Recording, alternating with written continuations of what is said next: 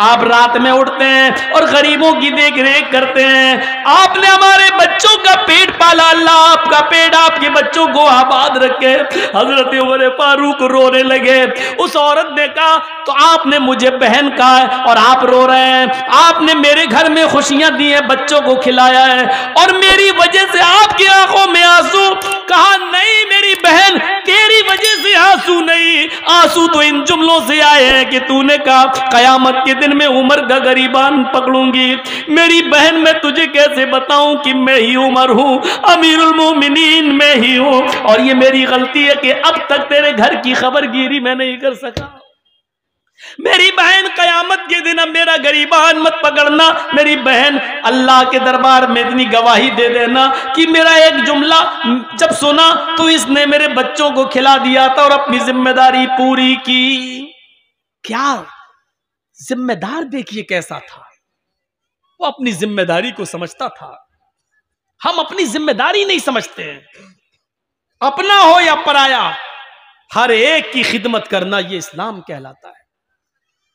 यही इस्लाम का दर्स है, यही इस्लाम है, इसी इंसानियत का नाम इस्लाम है। हम भूल जाते हैं,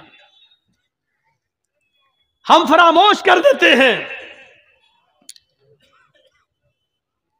4 साल हो जाते हैं हजरत उमर फारूक को। 10 साल तो खिलाफत की है, 10 साल में 4 साल ऐसे गुजरे कि रात के अंधेरे में रोजाना एक घर में जाते। एक सहाबी है हजरत तुफैल दौसी, कबीले दौस से उनका ताल्लुक। उनको शक होता है कि उमर ये रात को रोजाना कहां जाते हैं। पूछ पूछ के थक गए, लेकिन हजरत उमर ने नहीं बताया कि मैं रात को कहां जाता हूं। एक दिन तुफैल दौसी को तजस्सुस सूझ गया, देखें कहां जाता है उमर। रात की तारीकी में, रात के अंधेरे में जासूसी करने लगे। हजरत उमर आगे आगे जा रहे हैं, तुफैल दौसी पीछे पीछे पेड़ से छुप छुप के कि उमर मुझे देख न लें। हजरत उमर दाएं बाएं देख रहे हैं, लेकिन इनको पीछे का कोई आदमी दिखाई नहीं दे रहा है। चल दिए 4-5 मील दूर एक बियाबान आबादी में, आज बियाबान जगह आ जाते हैं। 5-6 झोपड़ियों के अलावा वहां कुछ नहीं है। एक झोपड़ी में चिराग जल रहा था। हजरत उमर फारूक ने दाएं बाएं देखा कि मुझे कोई नहीं देख रहा, उस झोपड़ी के अंदर घुस जाते हैं। तो तुफैल दौसी को शक हो गया कि उमर इतनी रात में इस झोपड़ी में क्या करने गया। इंसान की फितरत है,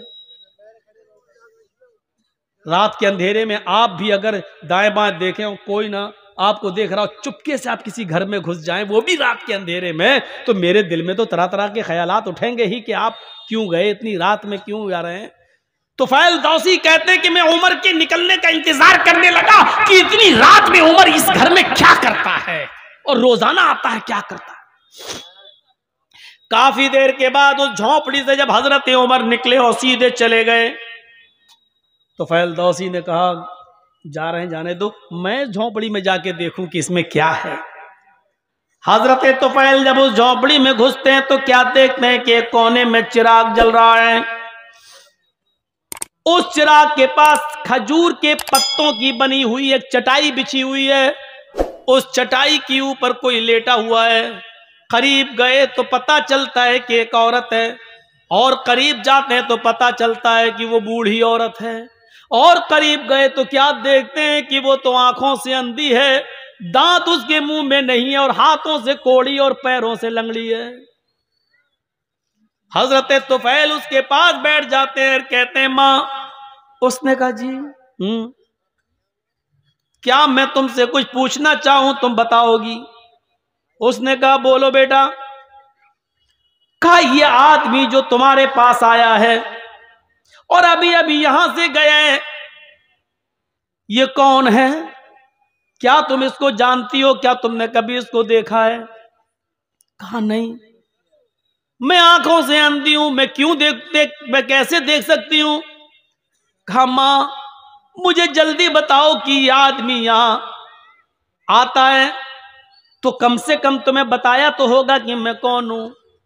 कहा नहीं मेरे बेटे, ये आदमी यहाँ 4 साल से बराबर कंटिन्यू आता है, चाहे कितनी बारिश हो, चाहे कितनी आंधी हो, चाहे कितना तूफान हो, चाहे कुछ भी हो, लेकिन ये यहां जरूर आता है। लेकिन 4 साल से आज तक इसने मुझे अपना नाम नहीं बताया।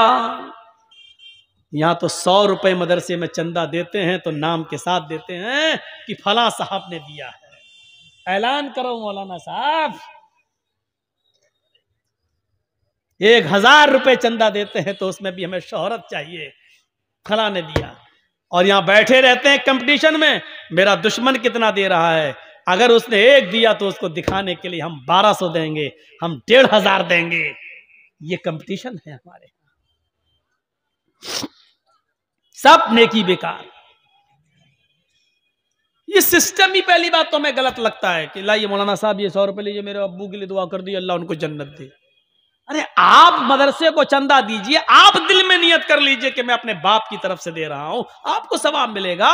मौलाना साहब से नाम ले लेकर क्यों दुआ करवा रहे हो? जर्जी साहब को अपने बाप को सवाब पहुंचाना है, जर्जी साहब 1000 रुपया देंगे, दिल में नियत है मैं अपने बाप की तरफ से दे रहा हूं, बाप को सवाब मिलेगा। 20 साल हो गई तकरीरें करते करते, यही बताते बताते, लेकिन नहीं बदली जा रही ये बात, नहीं वही धुर्रा चला आ रहा है, उसी पे हम चल रहे हैं। 4 साल हो गई, आज तक इसने मुझे अपना नाम नहीं बताया कि कौन है। अच्छा, बस ये कह देता है मैं तुम्हारा बेटा हूं, मैं तुम्हारा बेटा हूं। मैंने भी पूछना छोड़ दिया, बेटा जब नाम ही नहीं बताता तो क्या करूं।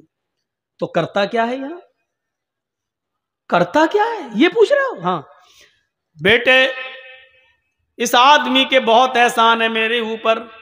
कहा मां बताओ ना क्या करता है।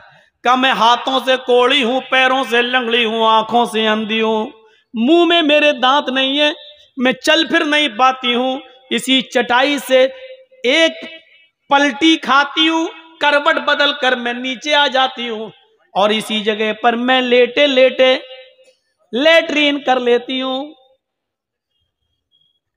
यही लेटे लेटे मैं लेटरीन कर लेती हूं, और फिर पलट कर मैं इसी जगह चटाई पर आ जाती हूं। ये जो आदमी, जो लड़का है, ये जो आता है यहां, ये सबसे पहले चिराग जलाने के बाद सबसे पहले मेरी लेटरीन साफ करता है, मेरे घर को धोता है, जहां जहां मेरा पेशाब और पायखाना पड़ा होता है सबसे पहले ये उसको साफ करता है। अमीरुल मोमिनीन 22 लाख मुरब्बा मील पर हुकूमत करने वाली शख्सियत, मोदी जी सिर्फ हिंदुस्तान के हैं। हजरत उमर ने इतनी बड़ी हुकूमत, इतने बड़े रकबे पर हुकूमत की थी। उस वक्त इराक, ईरान, मिस्र, शाम, फिलिस्तीन, आजरबाईजान, उर्दुन, चाइना, मराकश, सीरिया, ये सारे मुल्क उसमें शामिल थे, और इन तमाम मुल्कों का अकेला एक हाकिम था जिसका नाम था उमर। इतनी बड़ी खिलाफत का मालिक, और सूरत हाल एक नाबीना, पैरों से लंगड़ी, हाथों से कोड़ी, दांतों से बिल्कुल खाली और आंखों से अंधी एक बूढ़ी औरत के घर से उसकी लेटरीन और पेशाब और पायखाना साफ करता है। उसके बाद मेरे कपड़े चेंज करता है, मुंह हाथ धुलने की जरूरत होती है मुझे मुंह हाथ धुला देता है, नहलाने की जरूरत होती है तो मुझे गुस्ल देता है, कपड़े चेंज कराता है, फिर मेरे जिस्म से उतरे हुए पुराने या गलते कपड़े यही कुएं के पास बैठकर उसको वो धोता है और सूखने के लिए डाल देता है। उसके बाद इसी जगह पर चूल्हा जलाता है, खाना बनाता है, लकड़ियों को फूंक फूंक कर उसका धुआं उसकी आंखों में जाता है, लेकिन ये सब करता है। मैं दांत नहीं है, अपने मुंह में वो चबाता है, उसको नरम करके फिर वो मेरे मुंह में डालता है, और जब तक मेरा पेट नहीं भर जाता वो यहां से जाने का नाम नहीं लेता। हजरत तुफैल दौसी चीख पड़े, अमीरुल मोमिनीन, मैं तुम्हें क्या समझ रहा था और तुम क्या निकले। अमीरुल मोमिनीन, मैं तुमसे नेकियों में कभी आगे नहीं निकल पाऊंगा। मां जानती हो वो कौन है? वो अमीरुल मोमिनीन है, वो उमर फारूक हैं? सिटी गुम। फिर तुफैल दौसी तेज स्पीड में घर से निकलते हैं और उमर फारूक के घर की तरफ जाते हैं। उमर फारूक के घर के बाहर जो एक दरवाजा था जहां वो लोगों की फरियाद सुनते थे, उसी दरवाजे के बाहर जो रूम था, उसी रूम में हजरत उमर फारूक बैठे हैं और तहज्जुद की नमाज पढ़ने के बाद अपने दोनों हाथ उठाकर ये दुआ मांग रहे हैं, रब्बना सिर्फ अन्ना अज़ाब जहन्नम, रब्बना सिर्फ अन्ना अज़ाब जहन्नम इन्ना अज़ाबहा कान गरामा, रब्बना सिर्फ अन्ना अज़ाब जहन्नम इन्ना अज़ाबहा कान गरामा। आय अल्लाह, हमसे जहन्नम का अजाब हटा ले, हमें जहन्नम के अजाब से दूर कर दे। तेरा अजाब हम भुगत नहीं पाएंगे, तेरा अजाब हम सह नहीं पाएंगे, तेरा अजाब हम बर्दाश्त नहीं कर पाएंगे। फिर दुआ मांगते, रब्बना सिर्फ अन्ना अज़ाब जहन्नम इन्ना अज़ाबहा कान गरामा। पीछे से तुफैल दौसी टोकते हैं और कहते हैं, रात में बूढ़ी औरत का पेशाब व पायखाना साफ करने वाला, रात में बूढ़ी औरत के कपड़े धुलने वाला, रात में बूढ़ी औरत के लिए खाना बनाकर खिलाने वाला, रात के अंदर बूढ़ी औरत की खिदमत करने वाला अमीरुल मोमिनीन, आए उमर, अगर तुम जहन्नम में चले गए तो फिर जन्नत में कौन जाएगा? रात की तारीकी में 4 साल से ये खिदमत करने वाला शख्स अगर जहन्नम में चला गया तो फिर जन्नत में कौन जाएगा?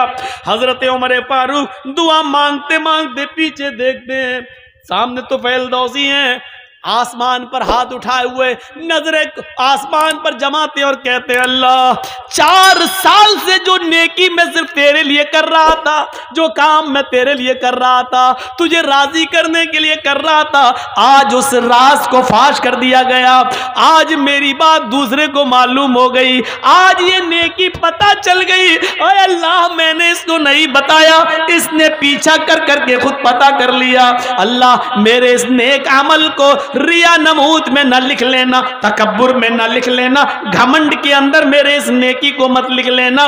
मैंने नहीं दिखाया, मैंने नहीं बताया। ये कौन सी इंसानियत थी? यहां तो बस नमाज पढ़ के निकलते हैं दाढ़ी पे हाथ फेरते हुए, समझते हैं हमने बहुत बड़ा एहसान कर दिया अल्लाह के ऊपर।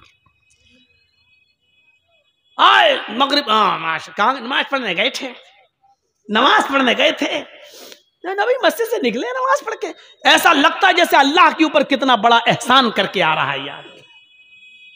सिर्फ नमाज पढ़ लेने से मेरे भाइयों जन्नत नहीं मिल जाती है, आपको उसके लिए इंसानियत भी अपनाना पड़ेगी, अल्लाह के हुकूक भी अदा करना और बंदों के हुकूक भी अदा करना। हम बंदों के हुकूक क्या अदा करेंगे? क्या हमारे मियाँ बीवी के हुकूक, बच्चों के हुकूक हम अदा करते हैं? हम अपने घर में उनके हुकूक अदा नहीं करते। एक शख्स हजरत उमर फारूक के पास आया, अपनी बीवी की शिकायत करना थी उसको। तो हजरत उमर फारूक के बाहर वाले कमरे में वो बैठ गया, देखा कि अंदर से आवाज आ रही है, उसने कान लगाया तो क्या देख रहा है, क्या सुन रहा है? उमर फारूक की बीवी उमर को डांट रही है, हाँ तुम तो चले जाते हो, सुबह से शाम तक आते नहीं हो, पकने का पता नहीं है, खाने की फिक्र नहीं है, बच्चों की फिक्र नहीं है, तुम्हें क्या खलीफा बने बैठे हो। बहुत कुछ सुना डाली। हजरत उमर फारूक नीचे गर्दन डाल के सुन रहे हैं। तसव्वुर करो, उमर सुन रहे हैं, उमर सुनने वाले आदमी हैं, लेकिन बीवी की सुन रहे हैं। अब निकलते हैं बाहर तो क्या देखते हैं कि एक आदमी उनके घर से बाहर जा रहा है दरवाजे से, ये जरूरत के लिए आया था। हजरत उमर ने उसको आवाज दी, इधर आओ, इधर किधर। वो आया, जी जी जी तुम हमारे पास आए थे जी, फिर जा क्यों रहे हो? कुछ जरूरत थी? कि हाँ जरूरत तो थी, आया तो काम से था, लेकिन वो काम आपके बस का नहीं है, मैं जा रहा हूं। का क्या मतलब? का नहीं नहीं वो आप दूरी नहीं कर पाएंगे इसलिए मैं जा रहा हूं। अरे काम बताया है नहीं तूने और कह रहा कि दूर नहीं कर पाएंगे? अरे काम तो बता पहले क्या है। कहने लगा अमीरुल मोमिनीन, मैं अपनी बीवी की शिकायत लेकर आया था कि मेरी बीवी हमें डांटती रहती है, फटकारती रहती है, हमारी सुनती नहीं है। आया था शिकायत लेकर, लेकिन यहां आने के बाद देखा कि आप तो खुद उस बीमारी में मुब्तला हैं, आपकी बीवी खुद आपको डांट रही है, तो आप मेरी क्या दूर करेंगे? आप अपनी नहीं कर पा रहे हैं। हजरत उमर ने कहा बैठो, बैठ गए। कहा ये बताओ, शादी के बाद जो बच्चा पैदा होता है वो बच्चा किसका है? कहा बाप का। कहा बच्चे को दूध पिलाने की जिम्मेदारी किसकी है? कहा बाप की। कि अगर औरत दूध पिलाने का पैसा मांग ले शौहर से कि मैं आपके बच्चे को दूध पिलाऊंगी लेकिन आपसे इतना पैसा लगेगा, तो आपको देना पड़ेगा। कहा बच्चा किसका होता है? कि बाप का। पेशाब और पैखाना उस बच्चे का धोना किसकी जिम्मेदारी है? कहा बाप की। कहा कि हमारी बीवी हमारे बच्चे को धुलाती है, नहलाती है, दूध पिलाती है, इतना अल्लाह ताला ने उसके दिल में रहम डाल दिया है, और खाना पकाना भी औरत की जिम्मेदारी नहीं है, लेकिन वो हमारे लिए खाना भी बना देती है। कहने लगा खाना बनाना औरत की जिम्मेदारी नहीं है? कहा नहीं, नान नफका मर्द के जिम्मे है। आपका निकाह हुआ होगा तो काजी साहब ने निकाह पढ़ाया होगा तो उसमें कहा होगा फला फला लड़की के साथ, फला फला की बेटी के साथ इतने इतने रुपए मेहर, या ये मेहर के इवज अलावा नान नफका, अलावा नान नफका आपका निकाह किया जा रहा है कि आपने कबूल किया। मान लीजिए किसी लड़की का नाम जैनब है और उसके बाप का नाम इदरीस है, तो आप निकाह जब पढ़ाएंगे तीनों आयतें पढ़ने के बाद यह कहा जाएगा कि आए यूसुफ साहब, आए असलम साहब, आए जमील साहब, जैनब बिनते इदरीस, इदरीस की बेटी जैनब के साथ आपका निकाह 5,000 रुपए मेहर के इवज या 2 तोले सोने के इवज आपका निकाह किया जा रहा है। अलावा नान या 5,000 रुपए मेहर के इवज सिक्का राइजुल वक्त अलावा नान नफका आपके निकाह में दिया जा रहा है, क्या आपने कबूल किया? उसके जवाब में आप कहेंगे हाँ मैंने कबूल किया। तो अलावा नान नफका यानी इतने रुपए मेहर तो देना ही है, नान नफका भी आपके, नान मानी रोटी, नफका मानी खर्चा, यानी दवा, बीमारी, इलाज, बच्चों के खर्चे, ये सब औरत की, मर्द की जिम्मेदारी है कि वो औरत को दे। तो वो पकी हुई रोटी भी मांग सकती है। एक मर्तबा एक पंचायत में हमें जाने का मौका मिला था, लेकिन वो बेचारा लड़का जो था वो किसी आलिमा से शादी कर लिया।